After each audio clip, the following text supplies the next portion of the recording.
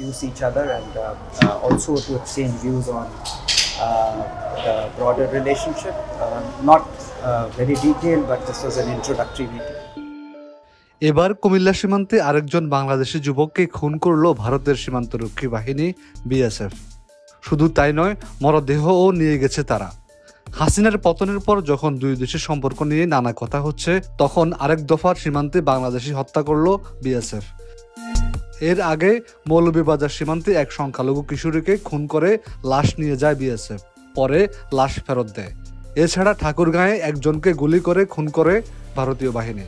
Shea butter ও vitamin E সমৃদ্ধ lily glam beauty soap. Lily, always beautiful. সবগুলো হত্যাকাণ্ডই বর্তমান অন্তর্বর্তী সরকারের 2 মাসে ঘটেছে।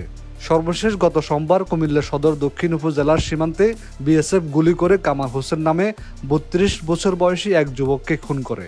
নিহত কামাল হোসেন ঘটনাস্থলের পাশের জোলাই কুড়িয়াপাড়া গ্রামের ইদু মিয়ার ছেলে। নিহত কামালের বড় ভাই হিরণ মিয়া বলেন, আমার ভাই মাদক ও চোরা কারবারে যুক্ত ছিল না। এসব অভিযোগ ভিত্তিহীন। হাফিজুল্লাহ, 21 টেলিভিশন।